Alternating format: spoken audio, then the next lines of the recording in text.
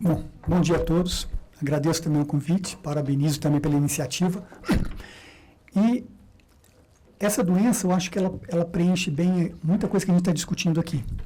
Primeiro, pela gravidade, uma doença bastante grave, que afeta criança, adolescente e adulto, e porque muita coisa que ela está trazendo em termos de terapia, são terapias inovadoras, isso está criando a possibilidade de uma discussão, até de uma atitude governamental, para começar a incorporar esses medicamentos, como foi falado anteriormente, da questão do compartilhamento de risco. Esses são meus conflitos de interesse. Como vocês podem observar, a gente participa, inclusive, de alguns estudos clínicos para essa doença, por outros laboratórios, então é uma doença realmente que está tendo uma perspectiva terapêutica bastante significativa. É uma doença grave, como eu falei, ela afeta a medula, mostrando aqui, corno anterior da medula espinhal, e é uma doença de causa genética. Tem uma herança autossômica recessiva, onde o indivíduo nasce com uma mutação num gene chamado sobrevida do neurônio motor. E essa mutação vai levar a uma deficiência da proteína SMN no neurônio motor. Com isso, o neurônio motor começa a degenerar progressivamente, levando a uma fraqueza muscular progressiva. Tem criança que nasce, que apresenta um quadro extremamente grave, que é o que a gente chama de atrofia muscular espinhal do tipo 1. Criança que tem um quadro mais brando, intermediário, e criança que apresenta um quadro bem mais leve, que é o tipo 3. Eu vou explicar por que também tem essa diferença. Essa tabela mostra melhor a classificação clínica, mas isso é uma coisa mais de interesse do médico, só para a gente perceber como que tem uma variação fenotípica na doença. E um aspecto histórico. Então, os primeiros casos foram descritos entre o ano de 1891 a 1893, posteriormente, começaram a descrição de outros casos mais graves, casos mais leves, e então a doença começou a ser classificada em tipo 1, tipo 2 e tipo 3, dependendo da gravidade, mas a grande revolução na doença ocorreu em 1995, com a descoberta do gene, ou seja, mutação nesse gene é capaz de causar qualquer uma dessas três formas de atrofia muscular espinhal. E a partir da descoberta do gene, desenvolvimento do modelo animal, para pesquisa experimental, e a partir daí, experimentos translacionais com estudos clínicos para os pacientes. É uma doença rara, mas a incidência, a gente fala, não é tão rara assim. Né? Então, a incidência varia de 1 para 6 mil a 1 para 11 mil, de uma forma geral, e a forma grave é a mais incidente. Quase metade dos casos das crianças que têm a mutação nesse gene desenvolve a forma grave da doença, ou seja, a amilotrofia espinhal do tipo 1. Aquela situação onde a criança não chega a sentar e ela acaba falecendo até os 2 anos de vida. A outra metade são crianças que têm um quadro mais leve, que é o tipo 2, que é aquela situação onde a criança atinge a capacidade para sentar, mas ela nunca anda. E o tipo 3 são aquelas crianças que chegam a andar, mas durante a evolução da doença elas acabam perdendo a capacidade para andar. Lembrando que em todas as formas de atrofia muscular espinhal, a doença é progressiva. Aqui uma informação do IBGE, considerando que em 2016 tivemos 2.790.000 nascimentos no Brasil, então a gente tem uma estimativa que em torno de 250 a 300 novos casos por ano. Então é uma doença rara, mas que tem uma quantidade bastante grande de pacientes. Só no nosso ambulatório a gente acompanha em torno de 250 pacientes com atrofia muscular espinhal. E é uma doença grave. A forma mais grave é o tipo 1, que é a doença de Wegener-Hoffmann. Então o que acontece? Quanto mais jovem é o início da doença, mais grave é o quadro. As crianças com tipo 1 geralmente acabam falecendo até os 2 anos de idade. 90% das crianças acabam falecendo até os 2 anos de idade. E, obviamente, que a sobrevida tem melhorado bastante com a introdução de terapias respiratórias, como o uso de ventilação com pressão positiva, com ou sem traqueostomia, como a gente pode observar aqui nessa criança. E, numa análise preliminar do DataSUS, 855 crianças com menos de 4 anos de idade que tinham esse CID, que é o CID de atrofia muscular espinhal, que a gente imagina que seja essa forma mais grave, faleceram no período de 1996 a 2017. Então, é uma doença grave de alta mortalidade. E o que causa a doença? É a deficiência de um gene, mutação em um gene chamado SMN1. Mas a amilotrofia espinhal tem uma característica genética que a diferencia de todas as outras doenças genéticas. Esse gene, por acaso, ele tem uma cópia chamada SMN2. A gente chama de uma cópia falsa, porque, na verdade, ele tem uma mutação nessa cópia.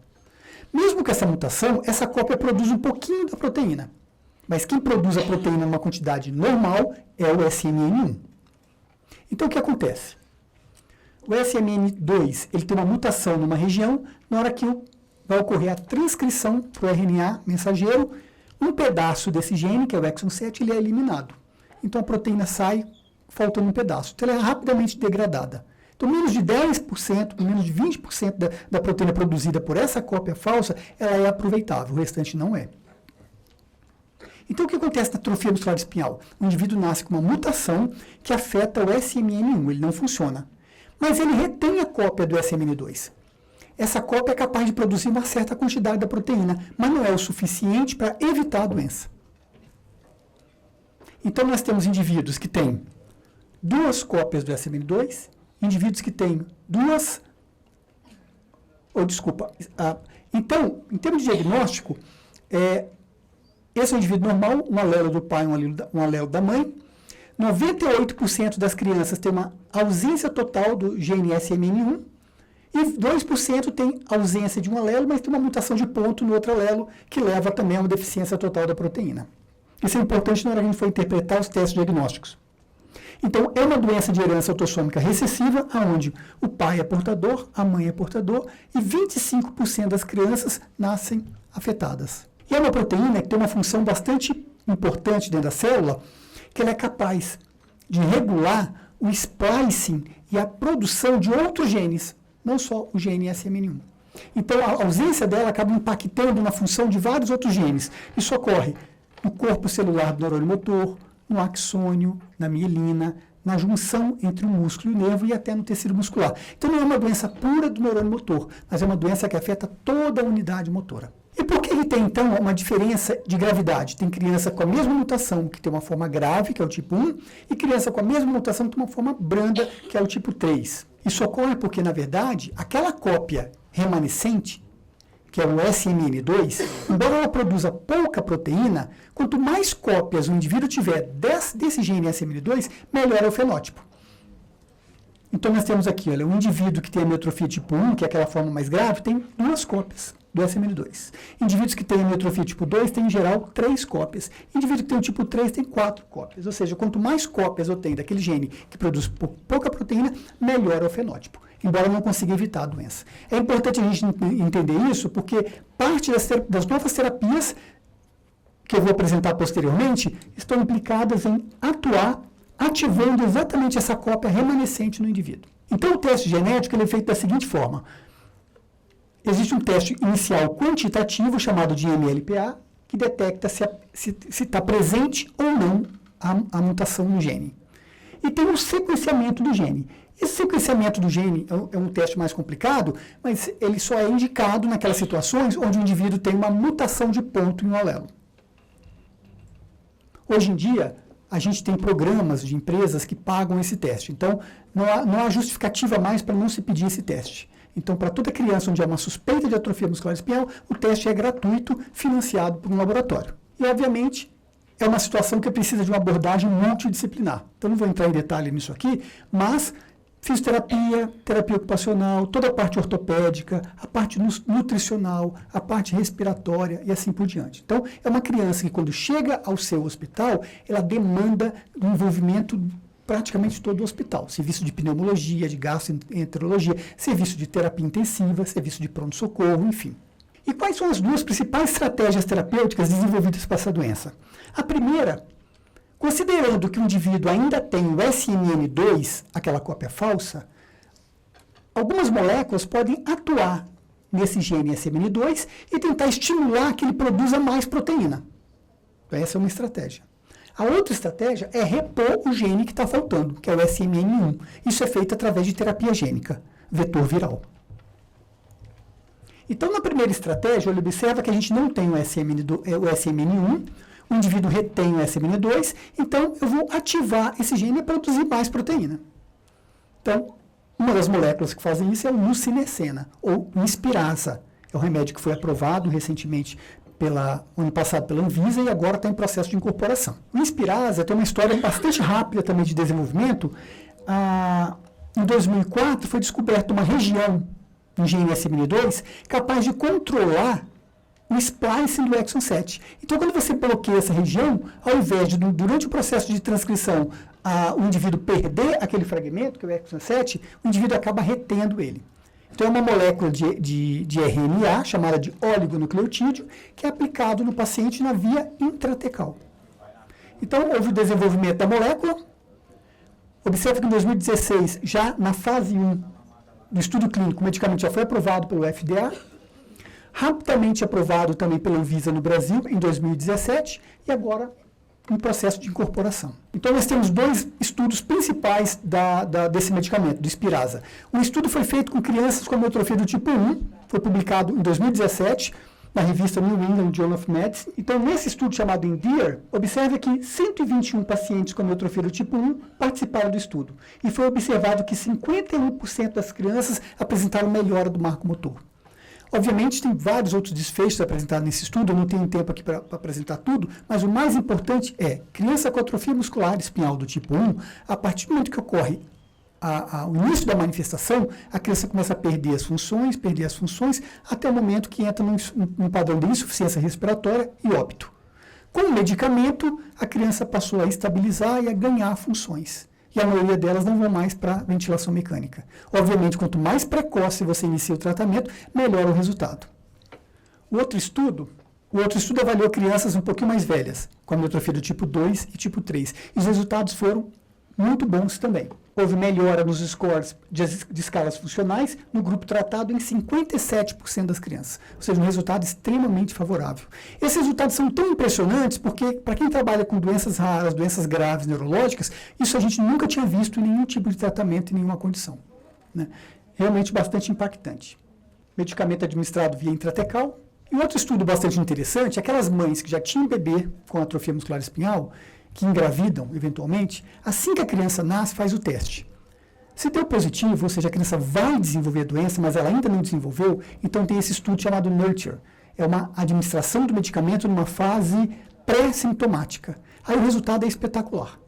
Observe que, considerando a história natural da atrofia muscular do tipo 1, que é bem grave, as crianças voltam, atingem a capacidade para sentar, inclusive atinge a capacidade para ficar de pé e atinge a capacidade para andar. Embora não evite 100% a manifestação clínica da doença, mas as crianças passam a apresentar funções motoras que ela não conseguiria sem o tratamento. Existe outro grupo de tratamento, que é um chamado de moléculas pequenas. Esse estudo ainda está em pesquisa clínica. A gente participa dessa pesquisa clínica e o resultado também é espetacular, mas ainda não são publicados. São chamados de moléculas pequenas. Como são moléculas pequenas, a administração é via oral, porque consegue atravessar a barreira hematocefálica. Essa talvez seja a grande vantagem desse tipo de tratamento. O nome do medicamento é o Ridisplan e é um medicamento da Roche. Ainda não foi aplicado para aprovação nem do FDA nem pela Anvisa. E a outra forma de tratamento, já aprovada pelo FDA, é a terapia gênica. Ou seja, ao invés de eu atuar ativando a cópia do SMN2, eu simplesmente reimplanto o gene que está faltando no SMN1 através de uma terapia gênica, utilizando um vetor viral. Então, um estudo publicado também em 2017, avaliando 12 crianças, observa que dessas 12, 11 foram capazes de sentar, 4 de engatear e 2 de ficar de pé. 11 têm alimentação via oral e 7 estão sem nenhum suporte ventilatório e 8 crianças com capacidade para falar. E o mais importante, a progressão da doença parou completamente. Existem vários estudos com essa terapia gênica, agora tem sido feito para crianças maiores, né? Então alguns resultados a gente ainda não tem. Então observa que SPRINT, STRONG, WISH, são todos estudos para diferentes situações, para atrofia muscular espinhal, com a terapia gênica. E aqui uma tabela, não vou entrar em detalhe, mostrando todas as opções terapêuticas que nós temos hoje para atrofia muscular espinhal. Então, talvez seja uma das doenças genéticas que mais tem perspectiva terapêutica. Hoje, né? E principalmente quando a gente considera a gravidade da doença, isso é uma coisa que deixa a gente bastante feliz. Então, o que já está claro em relação a terapias para atrofia muscular espinhal? Primeiro, quanto mais precoce o início do tratamento, melhor o resultado. Então, há necessidade de um diagnóstico precoce. A gente não pode atrasar. Hoje, a nossa média de espera para um diagnóstico é de 6 a 8 meses. Então, uma criança que com 3 meses de idade começa a apresentar a doença, ela vai ter o diagnóstico quando ela está com 7, 8 meses, ou seja, quando ela perdeu quase todas as funções. Isso é um desafio muito grande que a gente precisa resolver. Outra coisa é que a gente também não pode só esperar que o medicamento vai melhorar as funções motoras. A criança vai voltar a andar, vai ficar de pé. Tem que tirar um pouco a expectativa das famílias algumas vezes, principalmente quando a criança já está numa fase crônica da doença. Mas a gente tem que levar em consideração que o medicamento, a partir do momento que você começa a administrar, ele para a progressão da doença. Então a gente tem que pensar também na estabilização da doença, porque a criança continua piorando. Outro ponto importante, a gente não sabe ainda em que momento evolutivo da doença o quadro é irreversível e não há mais resposta terapêutica efetiva. Seria depois de 1 ano, 2 anos, 3 anos? É um tratamento novo, a gente não sabe. Então, definir claramente, olha, a gente vai dar um medicamento por 1 ano, por 2 anos, e depois vai avaliar o que acontece, é muito complicado. Quando interromper o tratamento? Também não sabemos. Então, é uma coisa bastante nova. Né? Então, quando você fala em compartilhamento de risco e definir critérios bem estabelecidos para interromper o tratamento, que critérios nós vamos utilizar? A gente não tem experiência para isso. É um tratamento usado há muito pouco tempo. Qual o tamanho do efeito e o ganho na qualidade de vida a longo prazo? Também não sabemos. E o mais importante, existe algum problema de segurança a longo prazo? Pode acontecer que daqui a 10 anos a criança desenvolva outro problema ligado ao medicamento? Também não sabemos. Então, há bastante dúvidas ainda para discutir. Esse é o nosso grupo que trabalha com atrofia muscular espinhal. Também ressalto aqui que algum deles ganham bolsa CAPES, bolsa CNPq, e eu espero que essas bolsas não acabem, porque a gente precisa deles. Não é só uma questão de educação, é uma questão também de saúde, né, de colaborar com a gente. Muito obrigado.